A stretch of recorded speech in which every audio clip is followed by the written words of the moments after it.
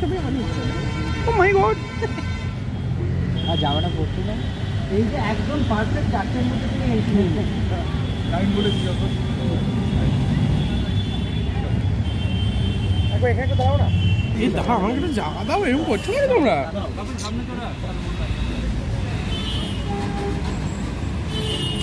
এখন এত এক্সপেন্সিভ হয়ে গেছে ওকে আর নেওয়া যায় না otherwise people should watch him performing and we will make it live on stage very soon ওই যেটা বলো না আমার বোন বলে বলছি না ছোটবেলা আরো লম্বা ছিল টোটা সামনে আছে বলে বলছি না টোটা কিন্তু কমপ্লিট একটা ও যেমন আছে তেমন ফাইট ওকে মানে গৌতমরা এখানে আছে কবে থেকে আমরা প্রতিজীবন যে আমার ছবির নমিনেশন থাকলে আমার আরো বেশি ভালো লাগবে তো সেক্ষেত্রে তোমার ছবি নমিনেশন না আমি বললাম যে আমার ছবি নমিনেটেড যদি হয় তো ভালো লাগবেই আর মানে সেটা এটা সবারই ভালো লাগার বিষয় এটা যে কোনো আর্টিস্টের কাছে এটা একটা প্রাপ্তি যে তার ছবি নমিনেটেড হবে তার ছবির একটা স্বীকৃতি হবে সে একটা স্বীকৃতির জায়গায় মানে একটা কম্পিটিটিভ জায়গায় আসবে তো অবভিয়াসলি সেটা মানে কাজের পরে তো সেটা আমাদের একটা চাহিদা থাকেই যে কিন্তু সত্যি জানতাম না যে আমার নমিনেশন আছে আমি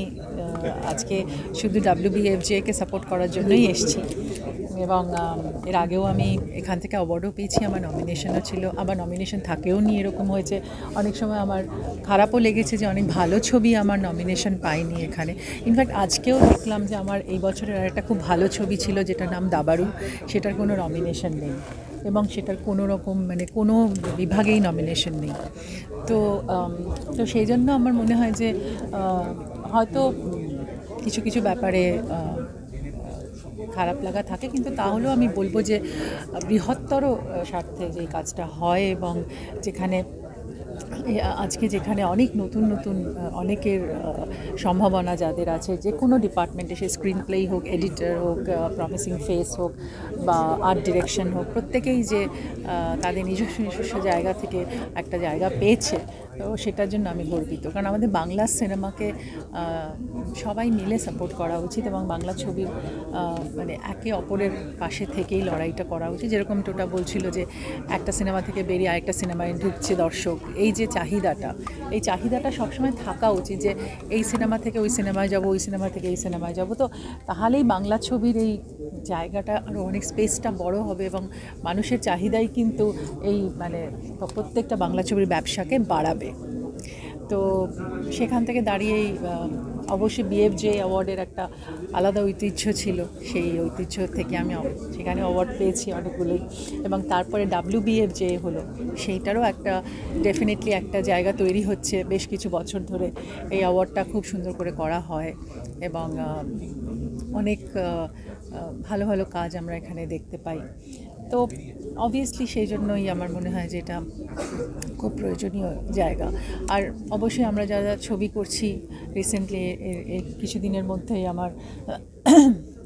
পুরাতন আসছে শর্মিলা ঠাকুরের সঙ্গে তারপরে গুড বাই মাউন্টেন আসছে ছুটি বলে একটি ছবি আছে অনেকগুলো ছবি আছে যেগুলো সামনে আসছে তো তো সেই জন্য আমার মনে হয় যে প্রত্যেকটা ছবি আমরা খুব পরিশ্রম করে করি এবং সেই পরিশ্রম থেকে যদি অ্যাওয়ার্ডের জায়গা আসে বা নমিনেশন আসে তো সেটা ডেফিনেটলি আমার কাছে খুব আনন্দের এবং আজকে এই অ্যাওয়ার্ড শোটা একটা মানে সার্কাসের তাঁবুতে হচ্ছে সেটা একটা খুবই গুরুত্বপূর্ণ এবং দ্রষ্টব্যপূর্ণ বিষয় যে ভেন্যুটা কি ভেন্যুর মধ্যেও যে একটা ইনোভেশন আছে ভেন্যুর মধ্যেও যে একটা চমক আছে এবং ভেন্যুর মধ্যে যে একটা নতুনত্ব আছে সেইটা আমি খুবই সাপোর্ট করলাম এবং আমি যারা গৌতম নির্মলদা সজলদা বাল্মীকি যারা এই পুরো উদ্যোগটা নিয়েছে বা ভেবেছে আমি তাদের সাধুবাদ জানালাম যে আর রাজ কাপুরের মতো এরকম বড় একজন আমাদের বিশাল একজন পার্সোনালিটি যার সার্কাসের সঙ্গে দারুণ যোগাযোগ তার ছবির মাধ্যমে তো তাকে সম্মান জানিয়ে এটা করা হচ্ছে আই এম ভেরি হ্যাপি স্বীকৃতিটা তো একটা ভীষণভাবে ম্যাটার করে নিশ্চয়ই হ্যাঁ নিশ্চয়ই কিসের যে কোনো কাজের হ্যাঁ অফকোর্স তো কাজের ক্ষেত্রে স্বীকৃতি তো ডেফিনেটলি ম্যাটার করে এবং সেই জন্যই তো বললাম যে স্বীকৃতি পাওয়ার জায়গায় যখন আমরা আসি বা আমাদের ধার্য করা হয় বা মনোনীত করা হয় তখন সেটা একটা বড় পাওয়া হয়। Thank you. মানে কি ছাড় তোরা একটু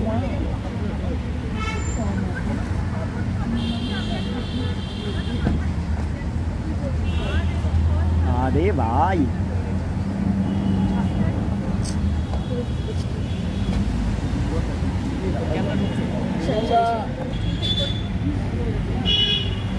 যে অ্যাওয়ার্ড আজকে WBFJ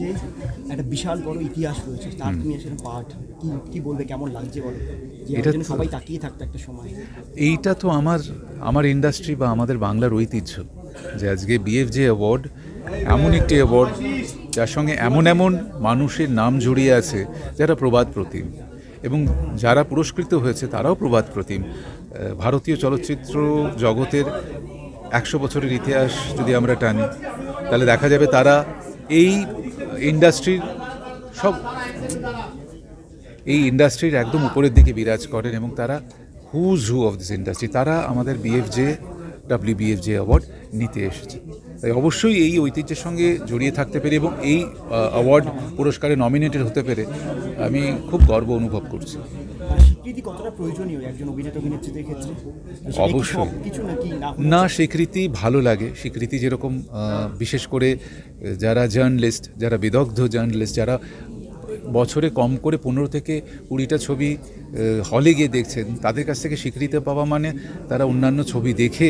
সেই সব কিছু বিচার করে সেই স্বীকৃতি দিচ্ছেন। অবশ্যই এই স্বীকৃতির একটা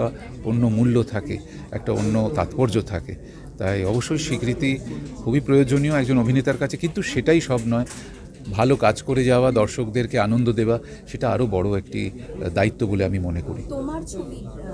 অনেকগুলো নমিনেশন তো দাদা, অনেকগুলো ক্যাটাগরি, এটা একটা অন্যরকমের ভালো লাগা তো অবশ্যই। অবশ্যই আমার ছবি, অর্থাৎ আমাদের ছবি চালচিত্র দ্য ফ্রেম ফ্যাটাল, এটা অনেকগুলো নমিনেশনে অনেকগুলো বিভাগে নমিনেটেড হয়েছে। এটা আমাদের কাছে আনন্দের বিষয়, কারণ নিজের ছবি সবাই মিলে আমরা কাজ করেছি, খুব আনন্দ করে কাজ করেছি, খুব ভালোবেসে কাজটা করেছি। তাই যখন সহকর্মীদের এই নমিনেটেড হতে দেখছি সত্যি আনন্দ হচ্ছে, যেন মনে হচ্ছে যেন নিজেরাই আমরা নমিনেটেড হয়েছি। এবং তুমি যেটা বলছিলে যে সর্বাগ্রে জিজ্ঞেস করে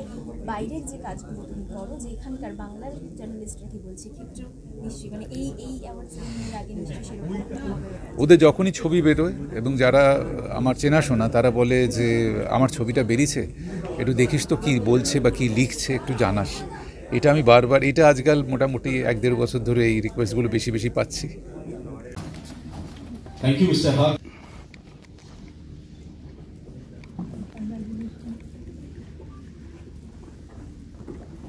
আমরা কিন্তু ঋতুদিকে টাইম বলিনি যে নমিনেশনের ঠিক আগে আসবেন, আমি বিশ্বাস করি আমি কিন্তু এটা বলিনি।